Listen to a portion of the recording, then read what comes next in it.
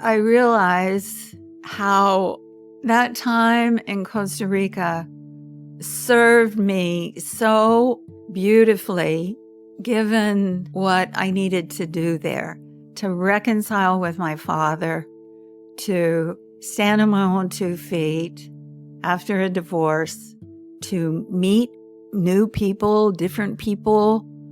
And it was a very, very special time in my life.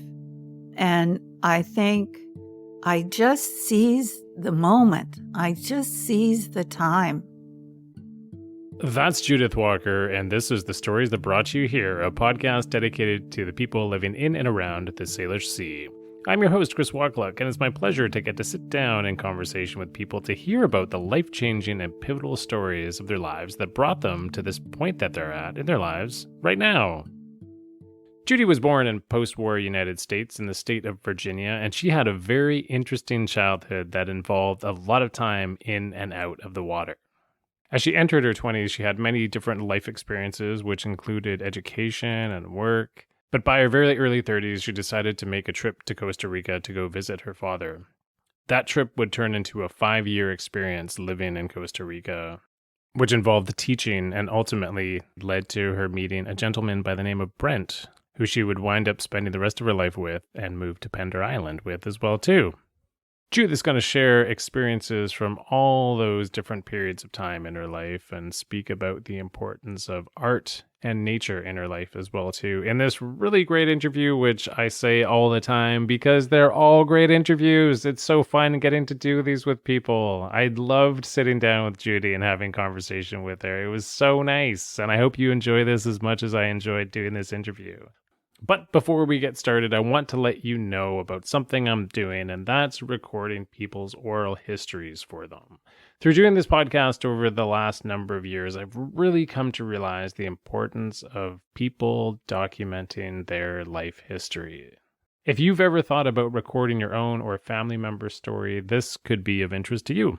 Your personal reflections, lessons learned, family history, life experiences, and whatever else you'd like to talk about for current family members and future generations to cherish. If there's something amazing I've discovered in the process of doing these with people, it's that it's not exactly what people say that is of the greatest importance. It's how people say things.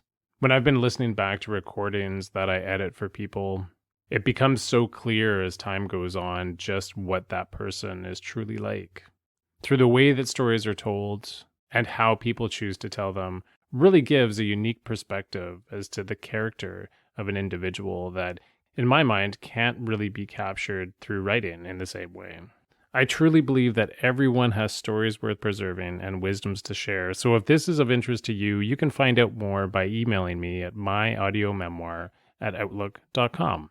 That's all one word, myaudiomemoir@outlook.com.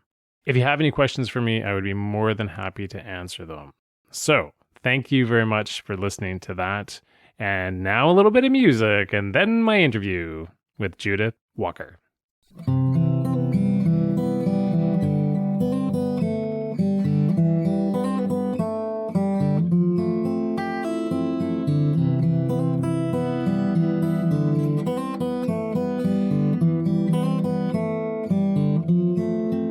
Is this kind of like a love story between you and Brent?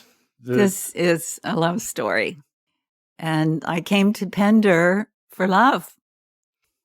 But I have to say, it was quite an adjustment coming here. Because in 1985, about 75% of the population was retired. And the young people seemed to be pretty much in established groups.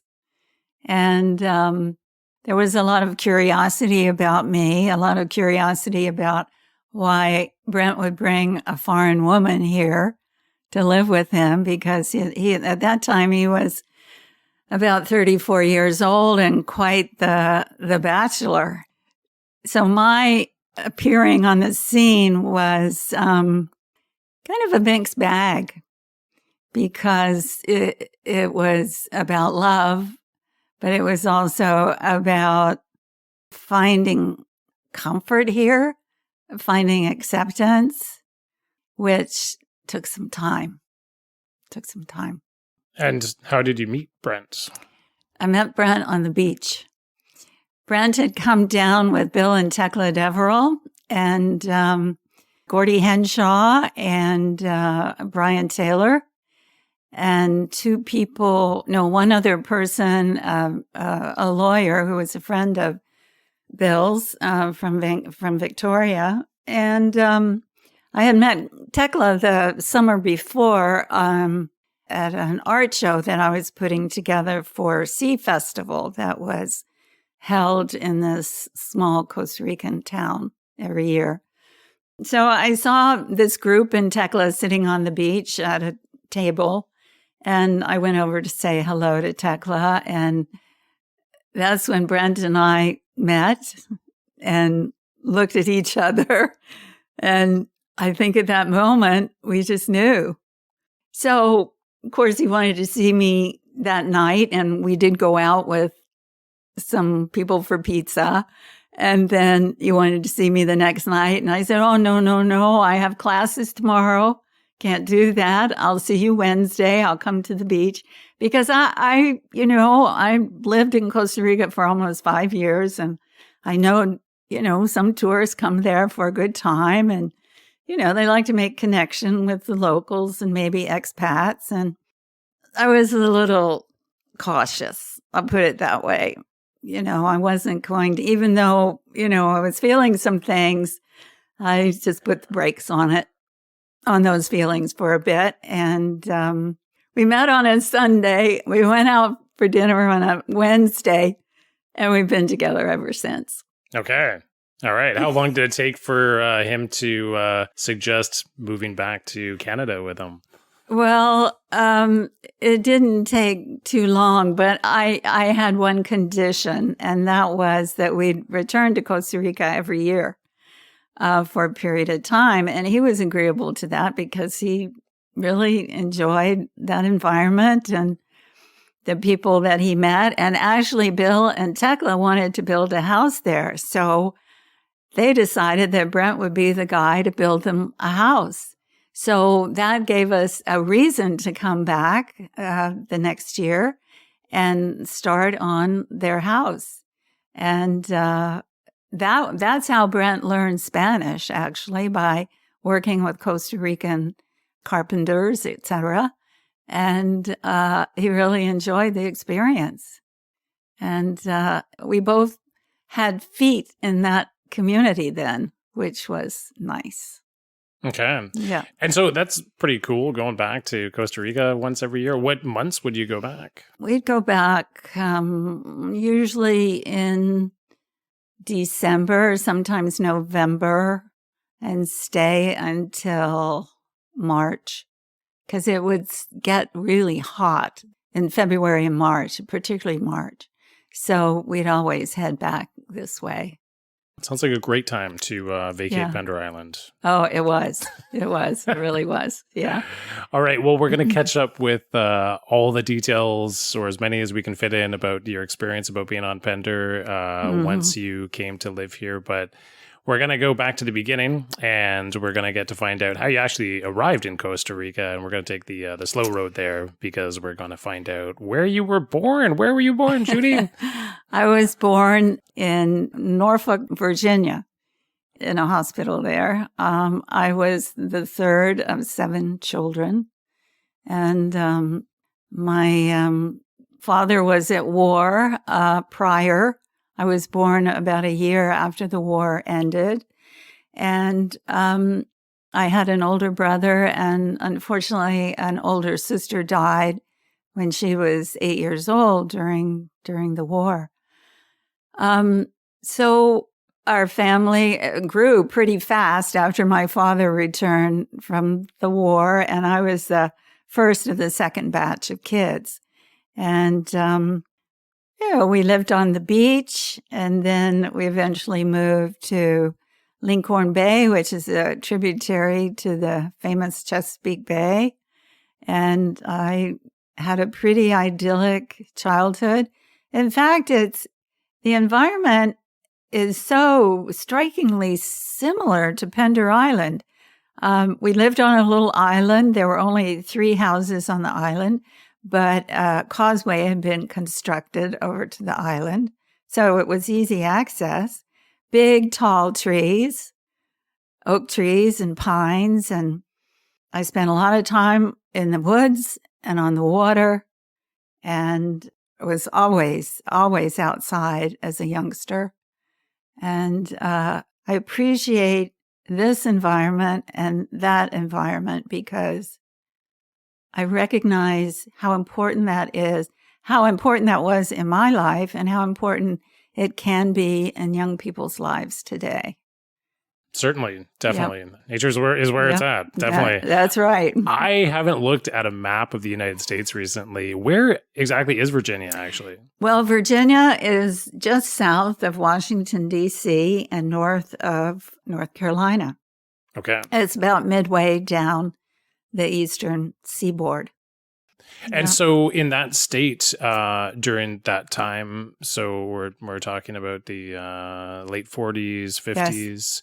What was Virginia known for? Oh, peanuts, Smithfield ham, the military. Like there were about 50 different military installations around where I grew up there. It's almost shocking. But the Hampton Roads area is strategic military area. If anything's ever struck, it would be struck there for sure because of the infrastructure and the ships and the Navy.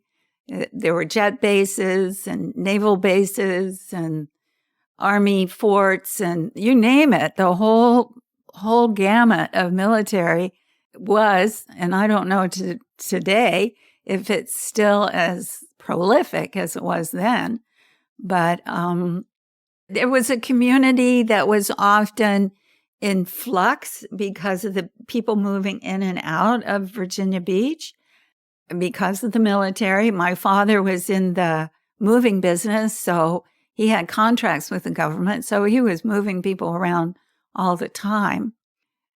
It also Virginia Beach also depended on seasonal tourism.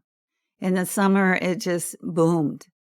And in the winter, it was much quieter, much like Pender Island. Yeah, totally. Tourist community. Yeah. And so I'm so kind of stunned to hear that you lived on a small island that had only 3 homes, you said? Mm-hmm. And they built a causeway to it? Mm-hmm. Wow. Yes. How large was the island roughly? Not very large. I think it has 5 homes on it now. Wow. But when we were living there, it was just 3. But, in those days, it wasn't a big deal. Now it's very upscale property. But then, when my father traded a cement block house that he had built on the beach where we lived until I was 6 for an old log cabin that he remodeled and added on to. So it was just, we're kind of going to the country. You said your dad was in the moving business. Yes. And so he participated in the Second World War. Mm-hmm. And then... yes, he was in Europe. Okay. Mm-hmm. And actually, sorry, what was your father's name? His name was Litt. His full name was Littleton Banks Walker. That's a great name. It is, really. And my name is Judith Littleton. I'm named after my father. Yeah. Okay, I didn't know that. All right. And so he came back from the war, and then he had contracts with the military to... He had a furniture business at first, like a furniture restoring business. My mother's mother, was in the antique business. And I think they kind of, I don't know, maybe joined up or something. I'm not clear about that. But he eventually, from refinishing furniture, and maybe buying and selling furniture, he got into the storage business and then eventually got into the moving and storage business. Okay. Mm-hmm. All right. And your mother, during this time, when we spoke on the phone and we had a long conversation, which was very nice. And you mentioned that your mother was a stay-at-home mom during that time. Yeah, she was. She had 7 children altogether. And she was an only child and married at 18 prior to the war, and then lost her firstborn. So it must have been very difficult for her, having her husband away and her child dying. And, my older brother, who was just a year younger than Jane, was really traumatized by her loss. And so I think my mother, when my dad came home, she just decided she was going to have a larger family. But at one point, I think she was, kind of overcome by the numbers. And she hired an English woman, Agnes Donegan, to come live with us and help her out and help her raise up all these kids.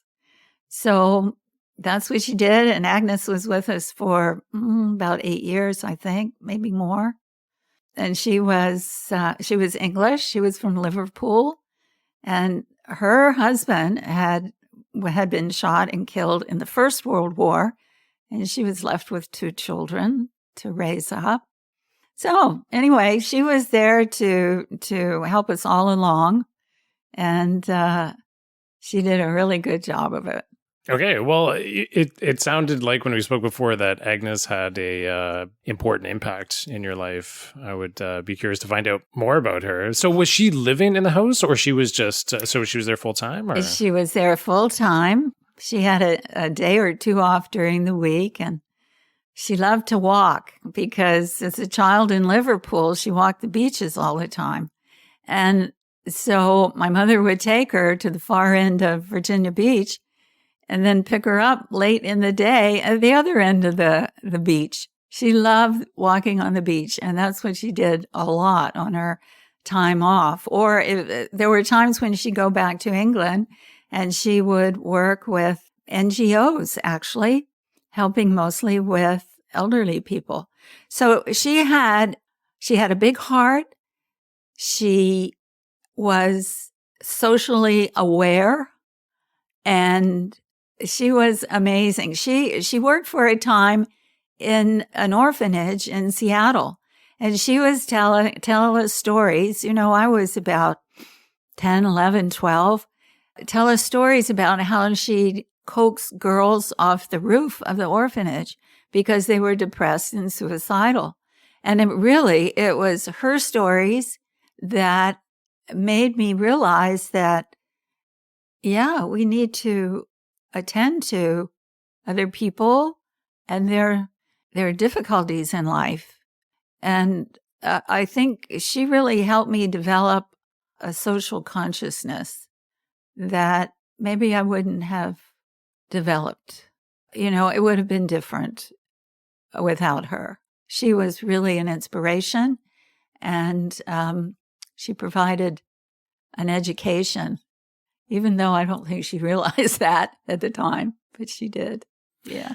Nice. I'm trying to imagine where these conversations took place, mainly between you and her. Was it while she was working, she was explaining this to you, or because it sounds like they were more like impromptu lessons through storytelling?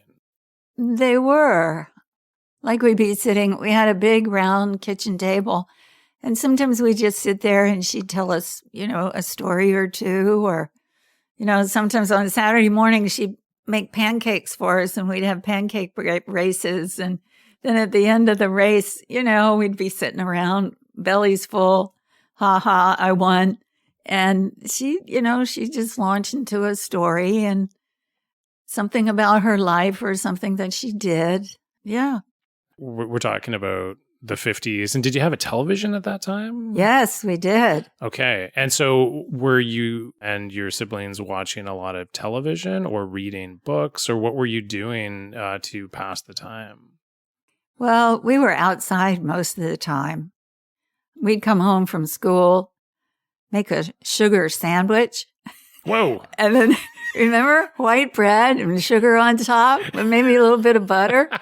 That's delicious. That's what we'd eat. And then we'd go racing outside again. And we had forts. And as we got older, we had a little sailboat. And then later we graduated. We had a rowboat, but later we graduated to a little boat with a motor. Lost the motor overboard because we hadn't tightened it down tight enough and had to row all the way back home. But we were always outside. Eventually we had a little motorboat, speedboat, and we would ski. And this is so interesting to me when I think about it now. The bay was full of stinging nettles in the summertime. So we would put on Crisco on our bodies. We'd smear it all over our bodies to keep the nettles away from us. But there were also water moccasins in the bay. And you could see them from time to time. They'd lift their heads above the water. And sometimes there was a bulkhead on part of our property and down below. And sometimes you'd find the water moccasin sleeping in the sun, and you go, screaming back to Dad, there's a snake on the bulkhead. So he'd go down and kill it. But we would water ski in that bay with those water moccasins and those jellyfish. We didn't care and we weren't afraid.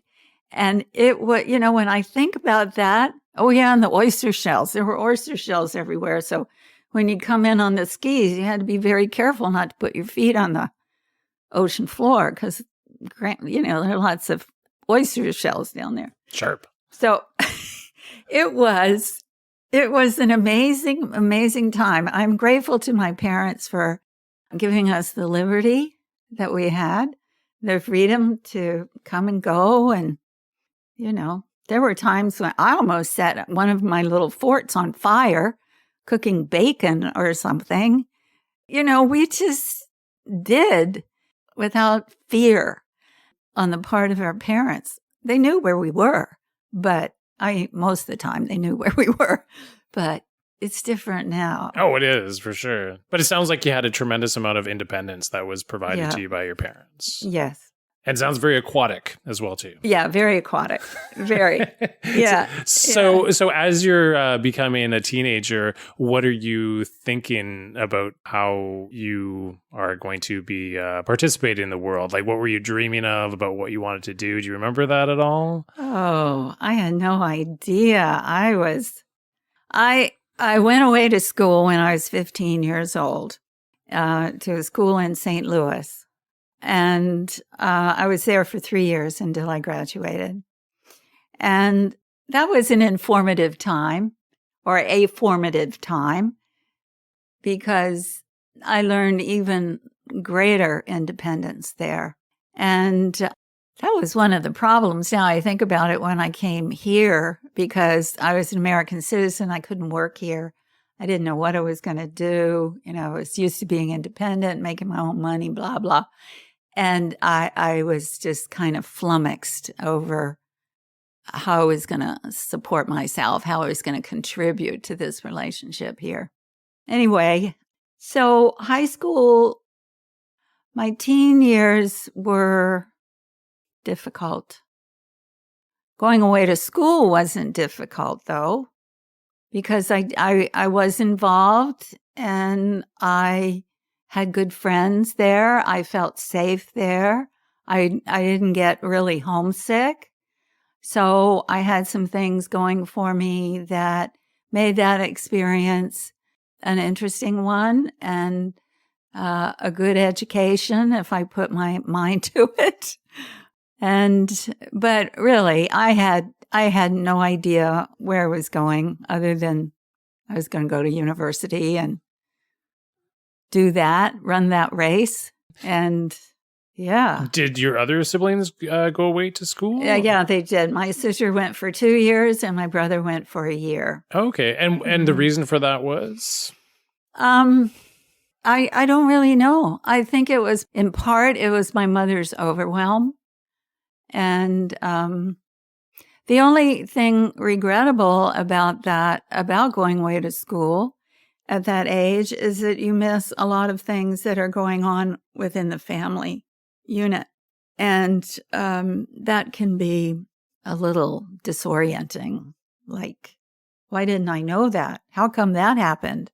Or, if I talk to my brothers and sisters about their lives and their perspective. It's very different from mine because I was away for those years. Sure. Did you get to go home during holidays? Oh, yes. Okay. And sometimes I'd go home like at Easter or so I'd go home. I'd go home for Christmas. That was the only holiday I'd go home for between the fall and the summer. Sometimes I'd go home with a friend and her family who lived closer by. Like one year I went to Kansas City, Missouri with a friend. Yeah. And that was an interesting experience. Okay. Well, why? Why was that an interesting experience? Well, it's just because I guess, I got to be with another family. And I remember my friend Patty, her father had a sailboat and we went sailing somewhere. And that was quite fun. And her mother, she packed, get this, tuna fish sandwiches made with raisins and shredded carrot. And she called it tuna carrot raisin sandwiches. And I went, what? I said, I'm thinking, I'm in another culture here. Like, this is, wow. But you know what? They're good. Really? I made some the other day, actually. Wow. Okay. Yeah, they're good. Stood the test of time. Yeah. Because the raisins take kind of that fish away of the tuna fish. And the carrot, carrot's just there. But yeah, it's good. Okay. Try it.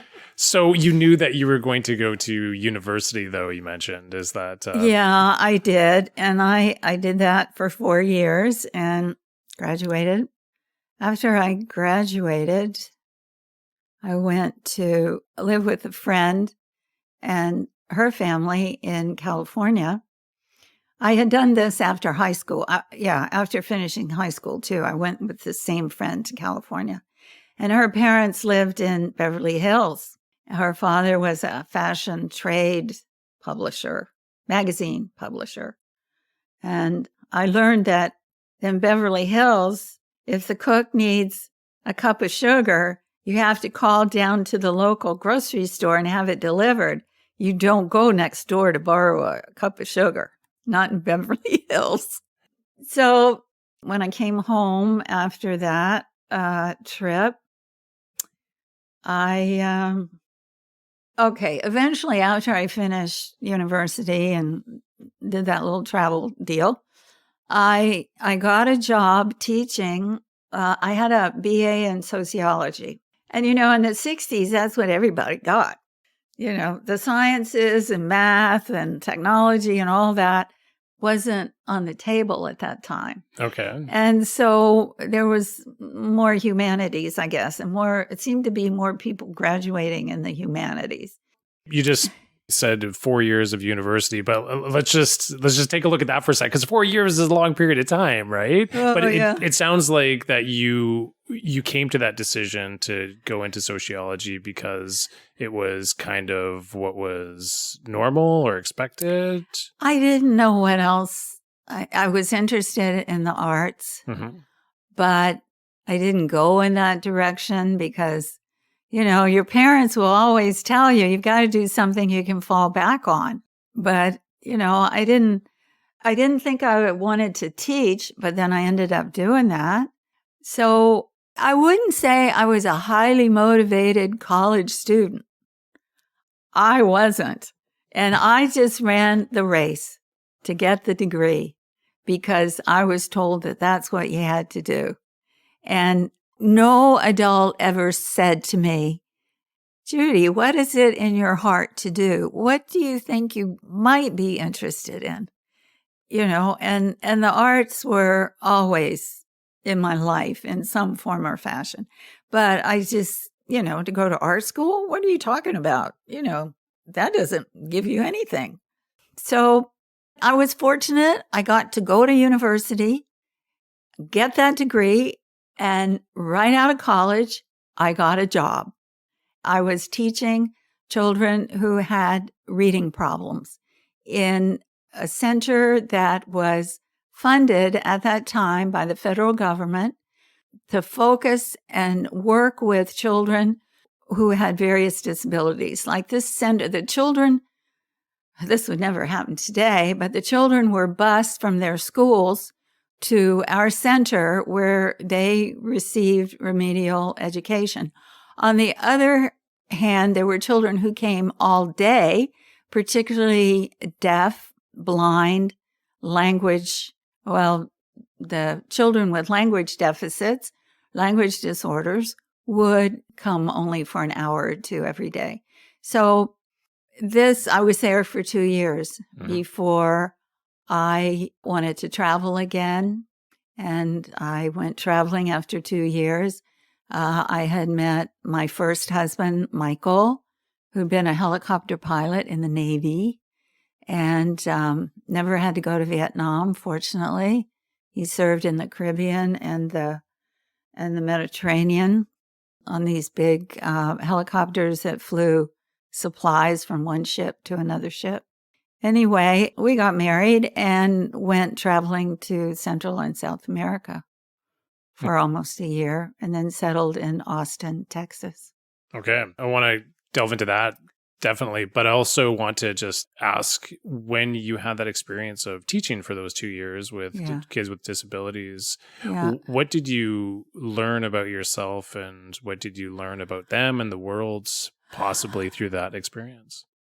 I was working with a little girl who was 6 years old, and it seemed that her mother was very fearful. Her child wasn't, there's always an emotional component when a child is not learning. And so the mother was quite distraught and very kind of overbearing, to the point where I realized that I had to encourage this child. I had to give her enough support to let her mother's hand go to walk into my classroom. And the mother was not happy with that. She wanted to take the child out of my classroom.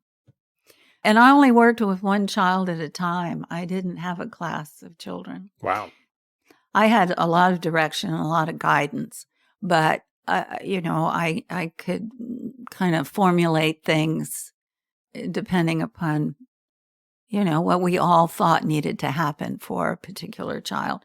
So at least, what kind of education or remediation or whatever needed to happen for a child. And I don't know, that experience with that mother, it's like when you work with people, you have to take them from where they are. You cannot impose something on someone.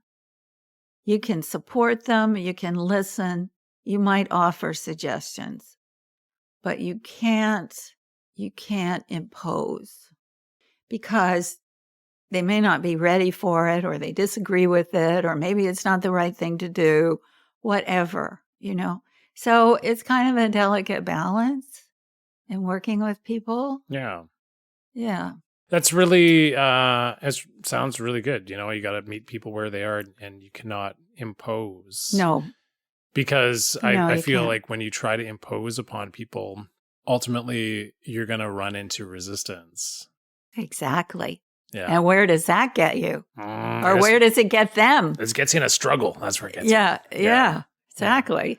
Yeah. So would you say that from that lesson that you're speaking of right now was learned from the time that you were teaching, or did you kind of have an understanding about that through your schooling or beforehand? No, I didn't have that through my schooling. It took working with other professional people and, having good communication about these kids and developing relationships with their families and going to see their families in their homes and offering support to them and, answering questions for them. And, it took experience. It took getting out there.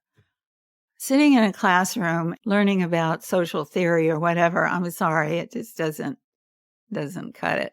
Yeah. No. Yeah. And so at this point, you're a young woman. You are 4 years of university, and then you're in this job for 2 years. And so It sounded like there was a lot of on-the-job learning that happened. Yes, exactly. Yeah. It was. And I was amazed. I was first hired to teach language arts to juvenile delinquent boys. That's quote unquote. And then that program fell apart, but I'd already signed a contract. So then they decided, well, she can work with these kids. And I don't know. It was almost like there was something else at work there, because I had never quite envisioned myself doing what I was doing, but I did it. And, I was trained in testing and blah, blah, blah. And I think, I was appreciated, and I think I did a good job for the time I was there. I took a lot of risks, and, seems like, and they kind of all paid off. And Well, what do you mean by risks? What risks? Well, I guess it was risky to me because, okay, so I'm trained in this test format for kids who aren't reading to diagnose where their deficits are. And these tests are designed for pinpointing these deficits. And I would have to report my findings to a supervisor of special education, the head of the center, another teacher, whatever. And it felt so risky to me because I was just learning. But I never got called down. I never got corrected. I made sense, even though I wasn't sure I was making sense, because I felt like I was still learning. And so, I felt like I was risking my position there or something. But I don't know. I persevered and it worked out. Okay. So are you basically saying that with the job that you were given, you kind of went out of the parameters a little bit and sort of like pushed past a little bit of what was expected of you, and then that worked out okay? There was never really any blowback from it. Is that what you mean? Or Well, I consider myself a listener. And I remember that I was in on a meeting about a young boy, a youth, who had gotten into trouble. And there was a liaison person who worked in this center with these youths that had gone awry in some way. So one day I was sitting in a meeting about one of these kids, and I don't remember why I was there. This was early on, and so I listened, but I didn't feel like I had the time invested there to say anything. I was just listening, trying to get a feel for what this person did and how he worked with this kid, and so I didn't say anything in the meeting. And the director of the center came over to me and he said, "Why didn't you say something?" I said, "Well, I was listening. I was trying to understand what's happening for this kid and how he's being worked with." It wasn't my position to say anything to begin with, because I wasn't in that program and I wasn't working with the kid. And I didn't like that he said that to me because I wanted him to see that my strength is in listening, and I'm not going to pass judgment about something that I'm not directly involved with, Yeah, it's amazing. The power of listening is actually is very, very important. It's very important. We all need to be heard. We do. Yeah. We do. And in order to be heard, somebody needs to listen. Yeah. So you did this job for 2.5 years, is that correct? And then you said you got married at this point. Yeah, then we got married. Michael and I got married and went to Central and South America. And that was an illuminating experience. Okay, let's hear why. That was I'd never been around that kind of poverty before. When I was in Europe, I didn't see that kind of poverty, but Central, South America is full of poverty. And it really, it radicalized my husband, number one. And for me, I just knew that I was going to continue doing something with people when I went back home. And we ended up settling in Austin, and I worked in a East Austin barrio school with mostly Mexican-American kids, again, in a resource setting for kids who were having learning problems. And then I was also doing volunteer work for Planned Parenthood at the same time. And I would talk to young people about birth control. And then I worked on Sarah Weddington's volunteer staff. Sarah Weddington was the lawyer who argued Roe versus Wade to the Supreme Court. She wasn't even 30 years old. She became, after she argued the case, she ran for political office and became Texas representative. And then later went on to become Jimmy Carter's advisor on women's affairs. And she's now deceased. And then, after I taught for a couple of years in the resource classroom, I went to work at a local training hospital, Breckenridge Hospital in Austin. And I worked with surgery patients, and I did problem pregnancy counseling and was with women when they had their termination procedures. So that time in Austin really was, again, formative, because I realized that I could be with people who were facing some pretty grim decisions. That's got to be pretty intense. It can be, but for most women, it's liberating for them. It is a regrettable decision. It's a hard decision. It is the right decision for them if they so determine that. And when it's over, there's relief and there's gratitude and there's, okay, I can get on with my life now. Because most of these women were either college students or they were indigent women, meaning women who qualified for charity care through the hospital. So most of these women had children already, and they could not afford another child. And, social systems aren't set up to support single women with children very effectively. They get a little bit of money, and, particularly in the States, it's like they get food stamps and they get, a little bit of money, and they, maybe there's an apartment for them, maybe not. It's not, it's difficult if women have children that they feel they can't support. Yes. Yeah.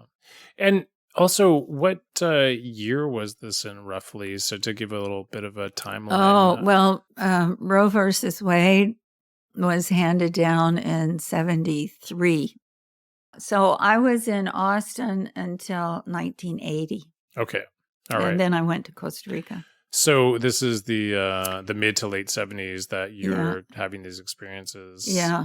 Yeah, that's really interesting to hear about the sense of liberation and gratitude from what you're seeing about communicating with these women during that time.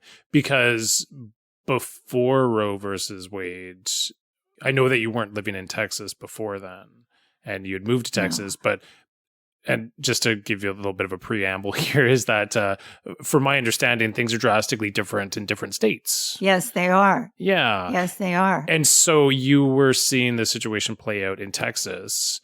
And so from what you were seeing in Texas, like, was that from your perspective going on in different states as well, too? Is it similar or different? Or Well, each state, actually before Roe was handed down in New York had declared abortion legal. And so women were flocking to New York for terminations. And so clinics were opening there and serving a lot of women from wherever. I don't know Well, we know now what's happening in the states, and it seems like the decision to provide abortions rests with the state as opposed to the federal government and the Supreme Court. So that seems to be the way it is right now, which is a huge step backwards. It's terrible. Yeah. And so when you were having these experiences working in these situations, you said that part of the reason that your life trajectory moved in that direction was from seeing the poverty in Central and South America. Yes. So that encouraged you to go even deeper in wanting to work with people who were in less than desirable situations? Yes. Did you have that capacity within you when you were younger, or was it something that you developed along the way? I think when I was younger, I had this sensitivity. I couldn't really define it when I was young, but I had this empathy for the underdog. I remember in one of my classes, there was a little boy whose family was quite poor. And I don't know how I knew that, but I just felt for him because he seemed so sad. And, I think isn't empathy is common to all of us, hopefully. And if a person doesn't have empathy, there's something terribly wrong. Terribly wrong. It's true. So I just think, as a child, I was sensitive to this kid, and I recognized it, but I didn't know what to call it. I didn't know what to do about it. I think my teacher or somebody, they got some food together for the family and some blankets or something. I don't remember exactly what happened there, but I mean, it was an effort beyond me to help this family along somehow. Mm-hmm. And, I just felt really, really, I felt sad for him. I felt great empathy for him. Yeah, but as you got older and you went on this, so you went into a situation where you're working with children with various disabilities, and then you go on this trip, and then you double down on wanting to work with people who are disadvantaged because you could have gone the other direction and been like, what? I love traveling. I want to make a bunch of money. Yeah. The 80s are coming. No. So, just curious because there's pivotal moments in people's lives and decisions that we make. And it's just a curiosity to me as to why people make certain decisions. And I guess what made you want to really keep going deeper? Well, I could only go deep so far. Because one day in the hospital, the head of OB-GYN education said to me, because he had his interns do the preliminary work for these women having terminations. And he said to me in the hallway in front of a client or a patient, he said, Judy, I want you to counsel 10 women a week, and you choose the 8 that you think should have an abortion. And I went, I'm sorry. I said, what you're saying to me, telling me to do, violates everything I feel about a woman being self-determining and, organizing her own life. I will not do that. So I went to my supervisor and I told her. Well, a few months after that, I decided to resign. Because I had other interests. So what I did, I enrolled at the University of Texas in interior design. I was going to get another degree, and I got halfway through that degree and went to Costa Rica to see my father, who had been there for a few years. And then I went back to Austin after 3 weeks in Costa Rica, and sold everything in my house, rented my house, and went back to Costa Rica. Okay. Well, I know Costa Rica was a huge part of your life. And so maybe let's set it up a little bit as to how exactly that happened, that trip to go to Costa Rica, and then what happened when Well, you're first there? I had to do some work around my father and my relationship with my father. That's what motivated me, because by that time I was divorced and I had, had some difficulties and some things I had to face and I had to work out. And my father was key to that.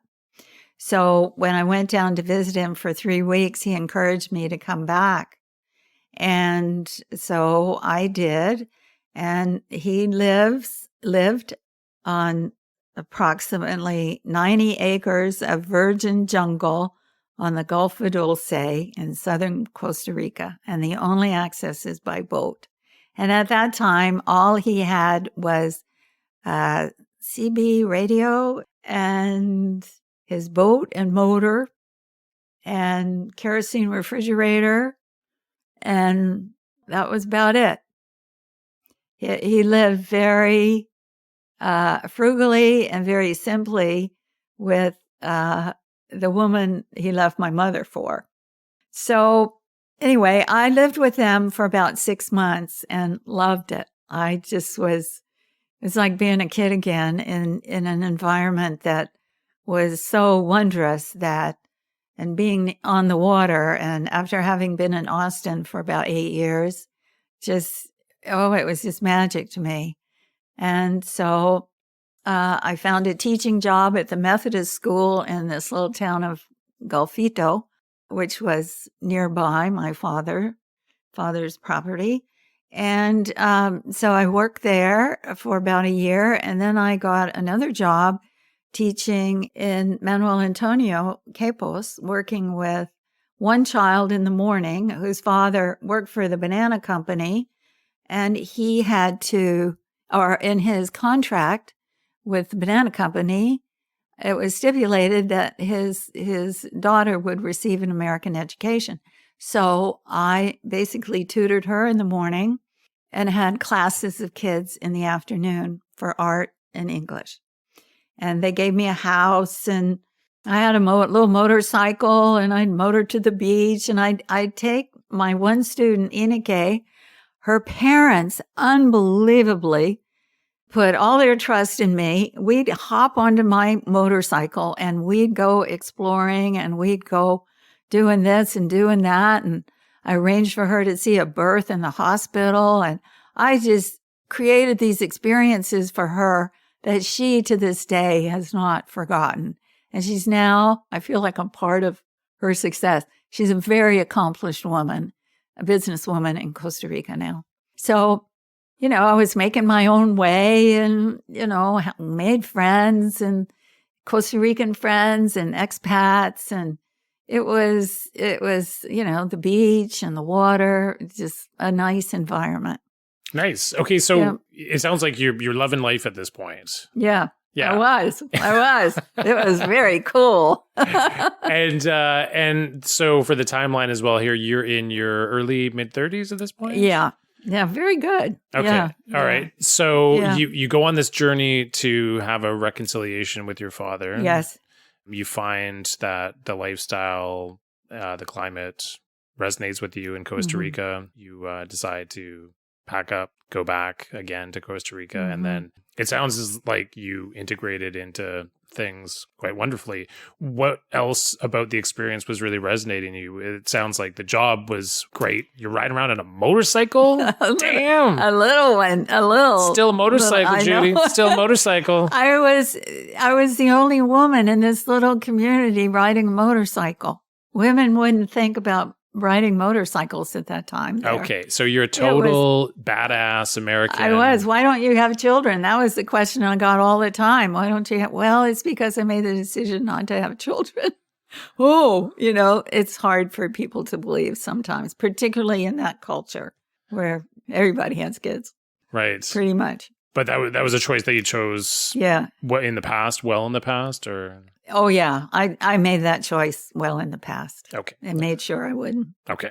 All right. And so, like other than the things that you mentioned, what else was going on in that experience with Costa Rica as the months and years went by?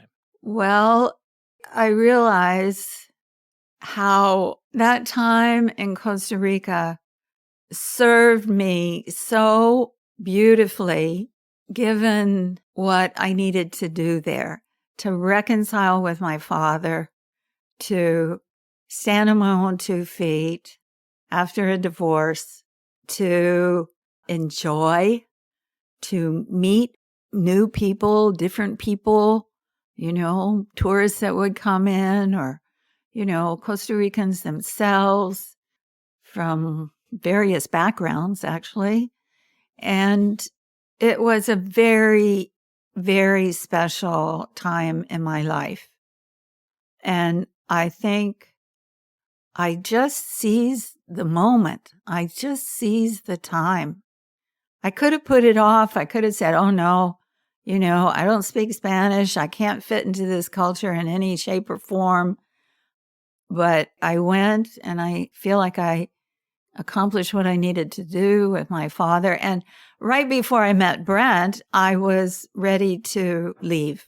I was going to go back to the States, or I was going to go to Mexico or art school or something, because I started working again with my art, and I needed to aim for something out there. But then when I met Brent, it was like so compelling that I come here with him that, that's what I did. That's what I did. And it's given me the opportunity to pursue my art. Let's go there. In ways that I never would have imagined. Okay. Well, because you mentioned art in earlier in the interview. Yes. And you said that you were pursuing it in the later years in Costa Rica. So maybe if you could describe the art that you were working on and where that was taking you. Well, I was just, I hadn't really had any formal art instruction except for a basic design class. Well, no, I can't say that, because I went back to school and I had to take some rendering classes and some architecture classes and some mechanical drawing and stuff like that at the University of Texas. So, I did have some formal training of sorts, but I just set about doing little stuff. And I had a friend who had a shop in Quepos, and she took a few things that I had painted and she sold them.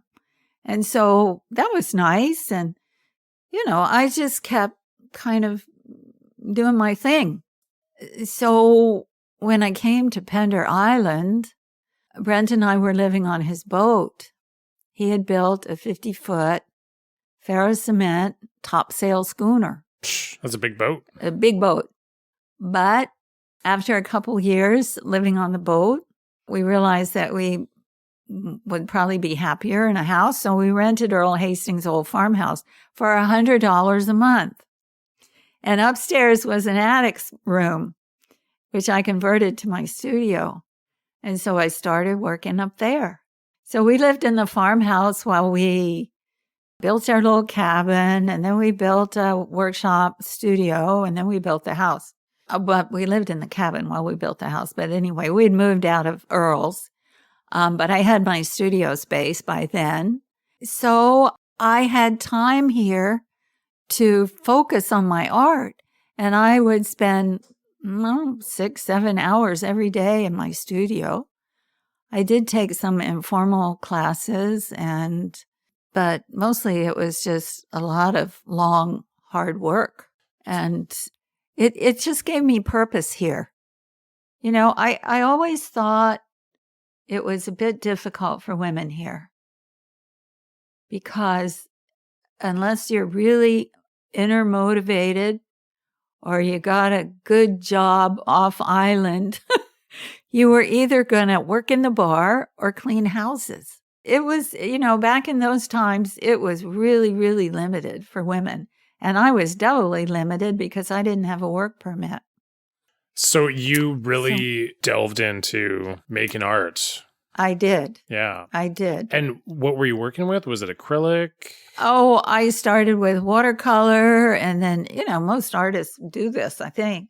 They start watercolor, acrylic, oil. Mm-hmm. I had to leave oil at one point because of the mediums that were toxic. They seemed to be affecting me, so I stopped that and went back to acrylic. Now I'm back at oil because the materials aren't that toxic any longer. And that's my love. Oil is my love because it feels like it's of the earth. It's not acrylic. It's not plastic. So that's where I am now. But I realize at this point in my artistic pursuits, things are changing again. Things are kind of morphing because I'm getting older and I'm not spending as much time in my studio or producing as much or reaching out to other communities with my art. So I don't know quite what's ahead for me now, but that's okay. I'll probably paint until I can't paint any longer because it's part of me now. Lovely. Yeah. So when you said in the past you're reaching out to other communities with your art, maybe you could describe that a little bit. So you're spending all this time making the art, but a huge part of being the artist is also trying to sell your art. Well, yeah, and that's not easy. I did have a really astounding experience here where this collector bought a number of my pieces, and I was just stunned by it for various reasons, but that was kind of out of left field, and I'm grateful for that. But it's kind of like, okay, what's next? So I really want to go back a bit, and it kind of relates to my feelings about being part of Pender. This environment, the physical part didn't feel alien, but the people felt alien because they were all white. They were, mostly retired. The young people were kind of tight. And after a couple years of feeling like I didn't really fit in somewhere, I started teaching Spanish to folks who would go to Mexico mostly every year. And that made me feel good. That kind of was the shoe-in to Pender. Like I felt like I was giving something and receiving something. And it was okay. I was feeling more at ease and happier to be here because I was finding myself just longing for those times when we go back to Costa Rica. Yeah, well, it obviously sounds like teaching was a big part of your life, and that not doing that you probably missed that as well too. Yeah. Being with people and being a part of someone's journey in a positive way. Working with kids or adults or whatever. Did someone come to you with the idea of teaching Spanish, or did you come up with that on No, your own? I just came up with the idea. Okay. Yeah. And where did you do the lessons? Well, actually, we did it in various people's homes. But I think mostly when we were living in the old farmhouse.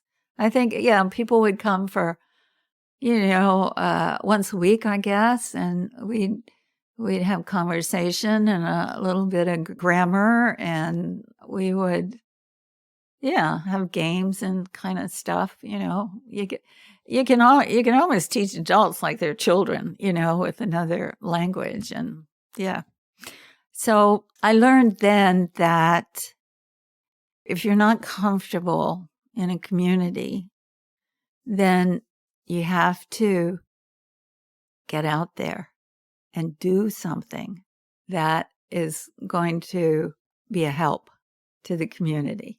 And by teaching these folks Spanish so they felt more comfortable in their travels, it was fun, and it was, I felt like I was contributing something, Yeah. It sounds like such obvious advice because I think that we know that through experience, that when you get out there and you're around other people and you're contributing, like it feels good. But it's interesting, like why does it feel good? Why does that feel good? Like what's happening in these interactions that's giving us this feeling? That's such a good question. And I probably thought about that a lot because I'm basically kind of an insular person. I'm to make art, it's a quiet endeavor and you're with yourself quite a bit.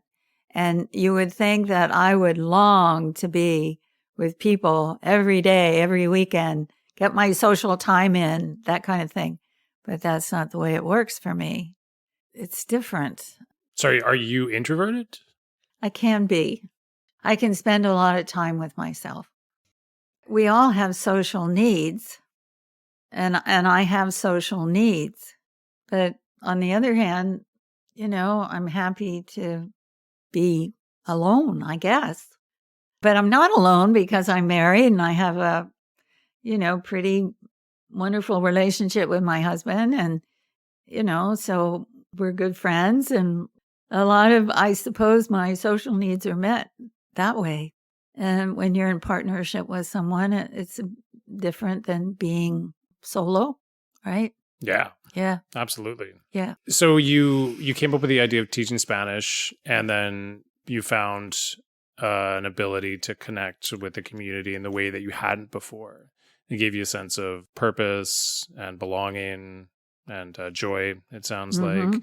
And then what else has also been part of your experience on Pender Island since you've been here? Because it's from the mid-'80s, is that correct? Yes, from 85. So I've lived here 38 years. It's a long time. It is a long time. Not as long as Brent. He's been here 40-some years. Anyway, artistically, I've associated myself with the Red Tree Gallery at Hope Bay. I was part of the co-op that ran that gallery for 13 years. That was a really satisfying experience. I've staged 3 big art shows on our land over the years. And I also had the opportunity to work with RCMP Victim Services here for about 7 years. So, yeah, I would say, and, Brent and I worked on environmental projects and the community hall. We were part of the group that got the community hall rolling, and Hope Bay. So we've both been quite involved in the community over time and made our contributions and so forth. So I'm pretty much here now. I'm very much here. Yeah.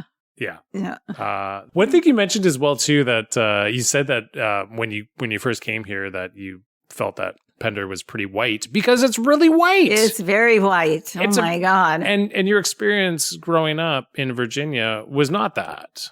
No, it wasn't. No. And so, I don't know too many people who were born and raised in that part of the world that you were, and then had that experience in life, and then coming to live on Pender. I know a lot of people were born in England and, coming over from Vancouver like myself or Victoria. But, in terms of your experience growing up in a very multiracial situation. Yes. I guess that obviously was normal to you as a young girl. Yes, it was very normal to have Black and brown people, Asians around. Not so much in my immediate neighborhood, however. This is a pretty white neighborhood. And of course the schools, at one time were segregated and all of that. My awareness of racism was pretty dull, I guess is how I can put it. Because any racism that I experienced in my home was pretty subtle. Like, I don't remember my parents saying anything derogatory about African Americans. But my father employed mostly African Americans, and I remember at one time they wanted to unionize in his business, but he wouldn't have anything to do with it. And there were probably, maybe a handful of times that either he or my mother said anything unkind about Black people. But it was there. It was there. Sometimes I would miss the school bus because we had a little distance to walk to get to the school bus. So if my mother couldn't take me, she'd call my father and he'd have one of his Black workers come pick me up and take me to school. And I remember being one day going to school with this guy, and when we'd come to an intersection in the road, I would pretend to drop something on the floor of the car and bend down so no one would see me in the car with this Black man. So I was getting the message, but it wasn't that overt. We had a Black maid who came once a week to do what my mother called the heavy cleaning. And she was wonderful. Her name was Sarah Harris.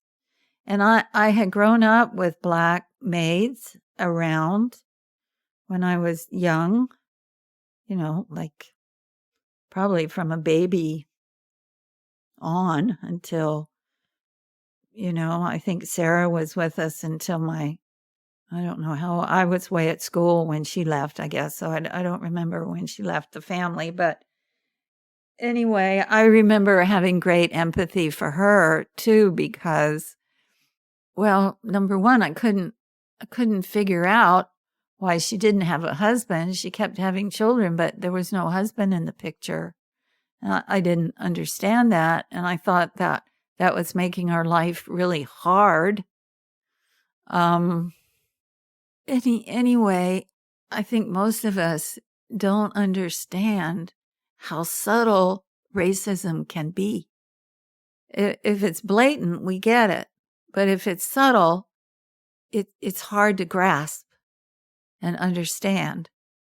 I think by having Agnes in our family, having her influence in the way we were being raised and what we were thinking about other people was really helpful. Like, she opened up another world for us other than, this sort of Southern racist thing going on.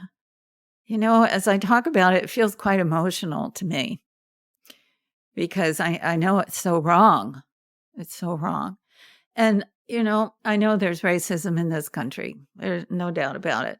But I just want to say I'm so grateful for being in Canada because the Canadian ethic is so much closer to my personal ethic than that of the United States. The fact that there's a social conscience here that is quite visible. It's there. It's woven into this culture. In the States, they still struggle with that. And because it seems socialistic or communistic or, they've got these notions, rugged individualism or pull yourself up by your bootstraps, all that still exists there. But there's a kindness here towards people that I really respect. Now, now I know that's not always the case, but it's still, I'm just speaking generally, it's a social conscience that exists here. Yeah. How long do you think it took you to notice that when you first moved to Pender Island / Canada? How long did that take to come to that conclusion? Oh, I think it took a while. It took a while. I remember, and not only that, but the political system here, the governmental system, the parliamentary system is different. So I had to get used to that. I remember saying to Bill Deverell one day, I said, Bill, what in the world is a riding? So I now know what a riding is, but yeah, it probably took a little while. Because initially I was so concerned with myself and what I was going to do and how I was going to fit in and blah, blah, blah. I wasn't really attending to the larger picture. So, at some point I started attending to the larger picture. I could feel it. I could see it, people volunteering here, the organizations here, There was interest in making the community better and, more caring community. Yeah. Yeah. The reason I ask about how long is because I feel like things like this don't reveal themselves very quickly. I agree. They don't. Yeah, and that you have to be somewhere for a while to really get a reasonable grasp on what's going on.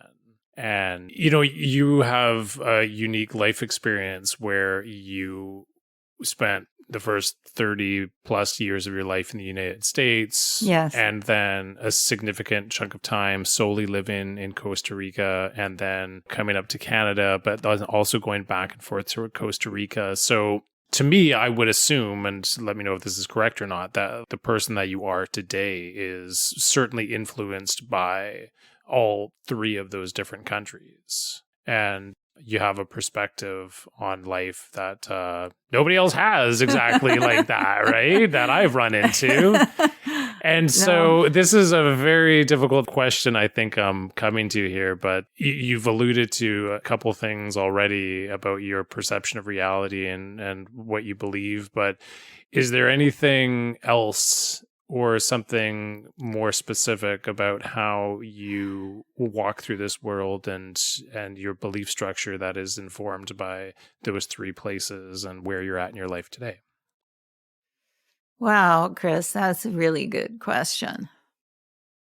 I would say that with the exception of Texas, my experience there, that living in Virginia, living in Costa Rica, living on this tiny island, like I don't believe we own land. I believe we take care of land. And in those three places, my attachment to nature has been very strong. Being outdoors as a kid all the time, living in Costa Rica in the jungle and seeing incredible wildlife and sea life, and living on this tiny island where, we struggle to keep lands green and with trees as much as possible, as much as humanly possible. Those environments have, I don't want to sound silly about this, but those environments have supported me emotionally and spiritually. And I am so grateful that I've had those three environments in my life. They have enriched me tremendously. And so all those experiences I've had in those three places, nature sustains us. Nature guides us. Nature gives to us. And that's what I feel about all those places in my life. Yeah, and you're saying that nature on a spiritual level is connecting with you. Yes. Yeah. Yes. And, that may sound trite but it's true. We need nature. We need it. And, we can all stand like trees. We can stand like trees. Straight and productive and sharing and all of that. Actually, that kind of image came to me this morning in the shower. Just thinking about, I can stand like a tree. I am a tree. I'm just like that tree out there.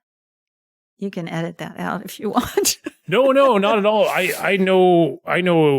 Well, I don't know exactly what you're talking about, but I have an idea what you're talking about. And I have actually practiced standing outside and grounding down with my toes and my feet and pretending to be a tree. Uh-huh. And it feels really wonderful because we generally walk through this world very disconnected yes. the natural environment that we're in. Yes. And that when we have focused attention and purpose with trying to connect with the land, some really interesting and magical things open themselves up to us. Yes. Yes. So I do understand what you're saying about we are like trees.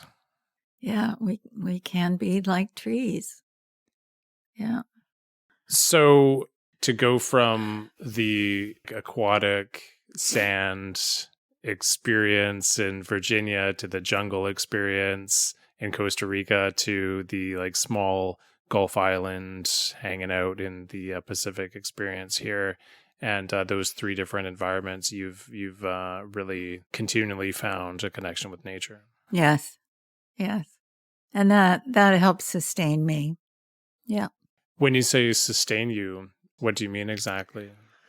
Nature has an embracing quality. If you see it, if you feel it, if you allow it. I suppose that's how some people feel about God, that God embraces me. But I feel that the natural environment embraces us all.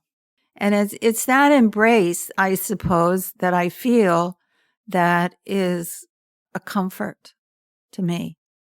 If I'm disturbed about something, I'll go walk on the beach. I've done that all my life.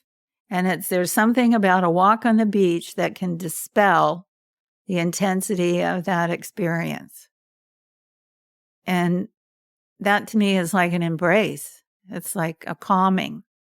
Yeah. Yeah, no, I hear you. And I think most of us understand what that's like. That Yes. nothing like a little fresh air. Yeah. Yeah, exactly.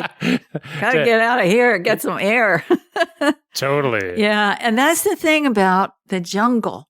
And I feel it here to a degree, but in the jungle, in a virgin jungle, the air is soft, fragrant. It is the most amazing air you ever want to breathe.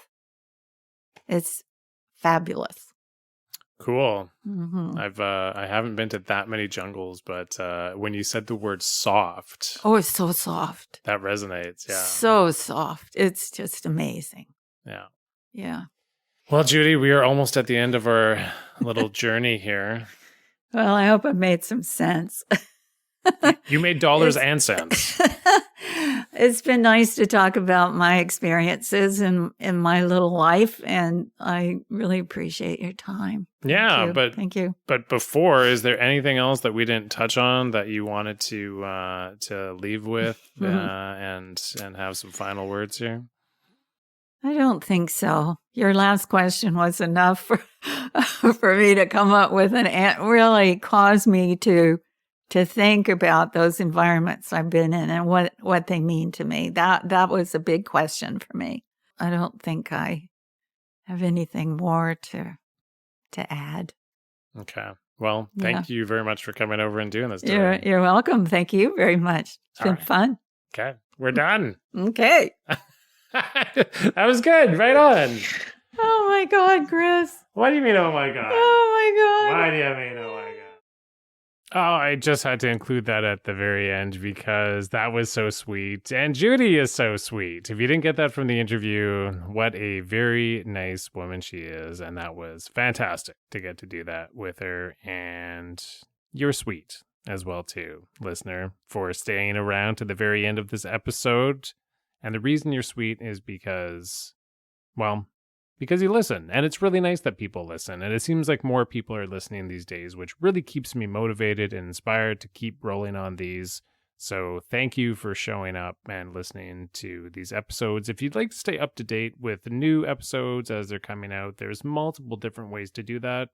You can do that through Spotify, through Apple Playlists, on Podbean. I'm also on YouTube now. And if you really, really enjoy these and you'd like other people to hear them as well too, I would highly encourage you to share these on social media because I would like more people to hear them. And I only have so much reach out in the world there. So please feel free to do that. And one more time, if you are at all interested in recording your own personal audio memoir. So that is a private recording for you, all in your own voice, to share with your family members, you can contact me at myaudiomemoir@outlook.com. There's a link for that in the show notes, and I can provide you with all the information you need to decide if that's something you'd like to do. I'd like to end off by saying thank you to Ben McConkey very much for providing the theme music to this podcast. And yep, I think that's about it. Until next time.